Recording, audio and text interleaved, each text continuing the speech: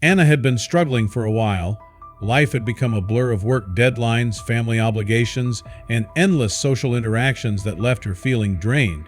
She loved nature, but between her hectic job and the constant noise of city life, she hadn't felt truly connected to herself in a long time. The pressure of modern living was like a weight pressing down on her chest. She needed space. She needed silence.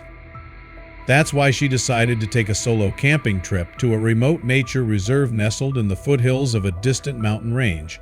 It wasn't on a popular trail, and there were few visitors who ventured out that far.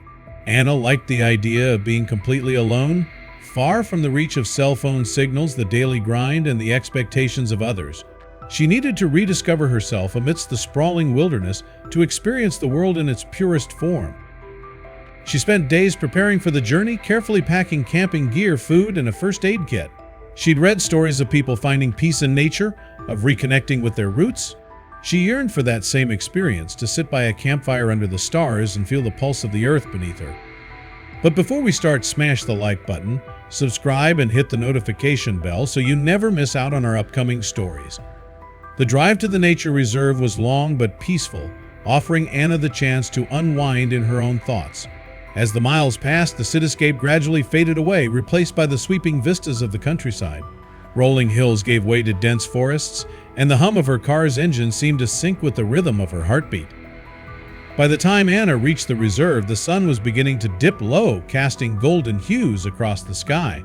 She parked at the entrance and grabbed her backpack, feeling the thrill of the adventure stir in her chest.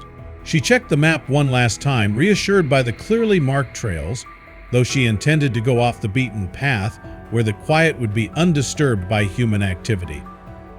The trail wound through the woods, leading Anna deeper into the heart of the reserve. The further she walked, the more she felt the weight of the world lift off her shoulders. Each step felt grounding.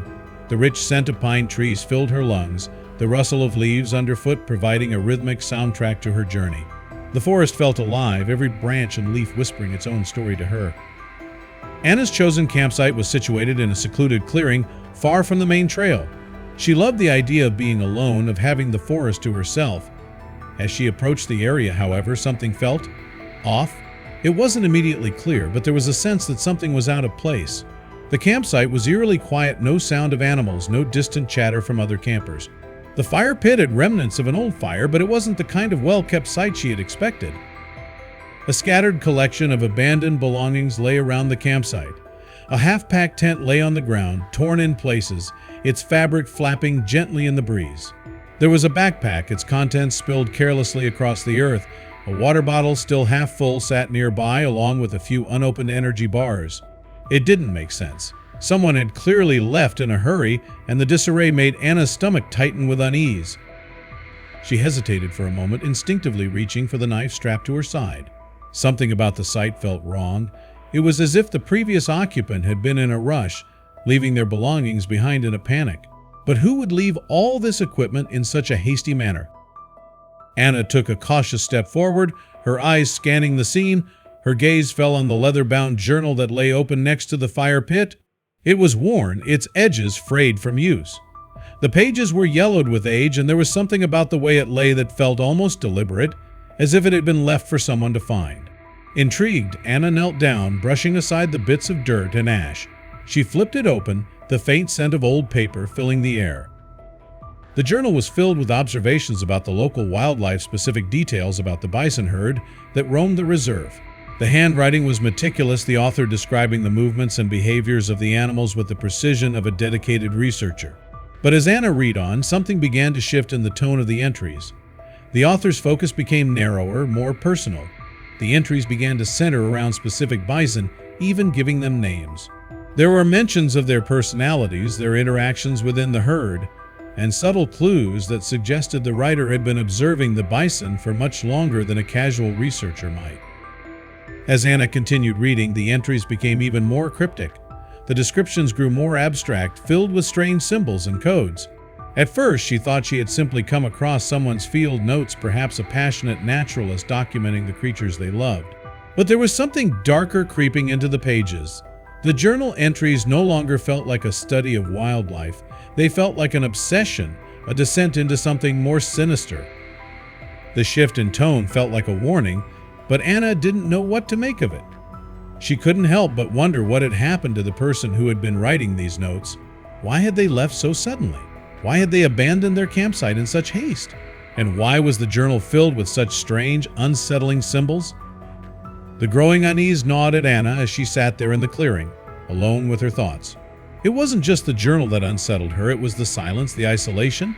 Even though the forest around her was teeming with life, there was a stillness that hung in the air, as if nature itself was holding its breath. Then, something caught her eye. A massive bison appeared at the edge of the clearing, its dark brown fur blending with the trees behind it. Anna froze, her breath catching in her throat. The animal was enormous, easily the size of a small truck.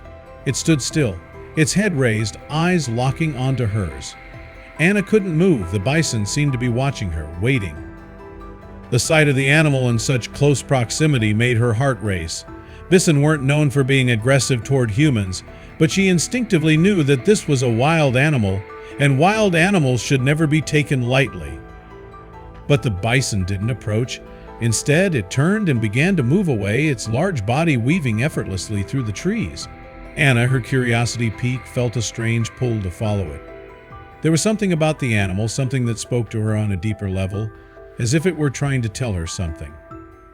With a deep breath, Anna stood and began walking behind the bison, trying to keep her distance while staying close enough to observe.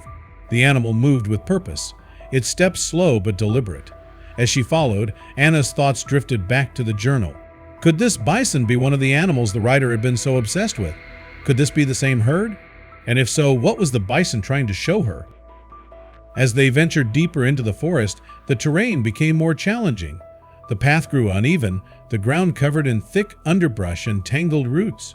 Anna's legs burned from the exertion, but the bison moved with ease, its massive body parting the vegetation effortlessly.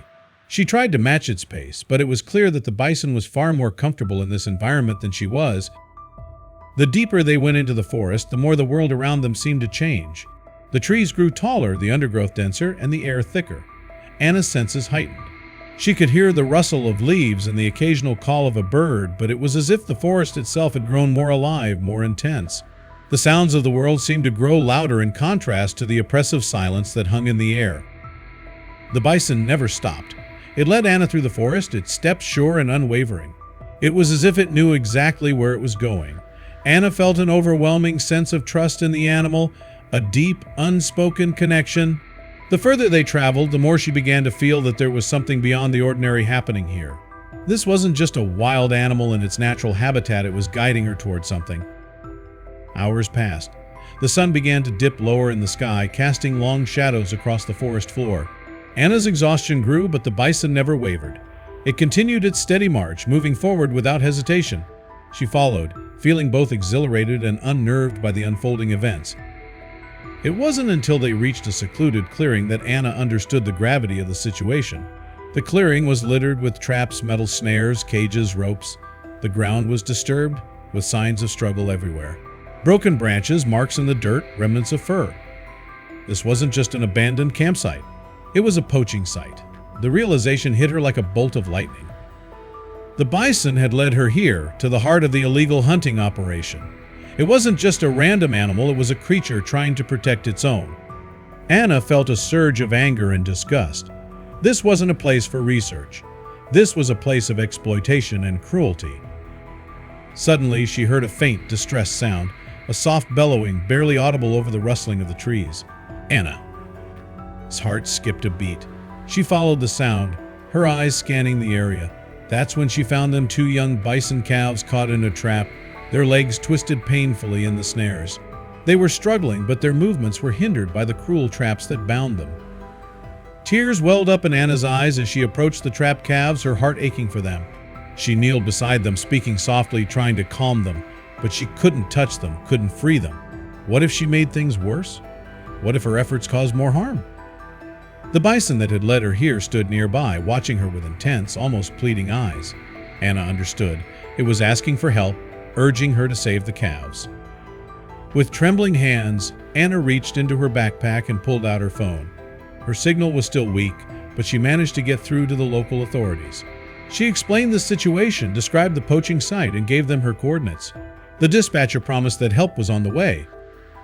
As Anna waited for rescue, she stayed by the calves, trying to comfort them as best as she could. She could hear the distant sound of vehicles approaching, but the minutes felt like hours. She kept her focus on the calves, offering them whatever reassurance she could. When the rescue team finally arrived, Anna explained everything: how she had followed the bison, how it had led her to this clearing, and the evidence of poaching she had discovered. The police and conservationists quickly moved into action, carefully dismantling the traps and freeing the calves. Their relief was palpable as they worked to ensure the animals were safe. Anna watched, exhausted but grateful, as the calves were examined and given medical attention. They were scared, but they would survive. The bison remained in the clearing, watching over them. Its eyes met Anna's, and for a moment, it was as if the world stood still. Anna understood then she had been part of something much larger than herself, something beyond her comprehension. The forest had called to her, and she had answered. As the rescue operation continued, Anna felt a profound sense of peace. The bison had led her here not by accident but by design. It was as if the animal had known all along that she would help, that she would be the one to uncover the truth and restore balance. Later, as Anna made her way back to the reserve's entrance, she reflected on the journey. The forest had tested her, but it had also transformed her. The connection she had felt with the bison and the land was something she would carry with her always. She knew now that she wasn't just a visitor in this world. She was a part of it, a protector, a steward of its fragile beauty. And as she drove away, leaving the forest behind, she knew that she would return. Not as a tourist, but as someone who understood the land's quiet power and the responsibility that came with it. The wilderness had changed her, and she would never again be the same.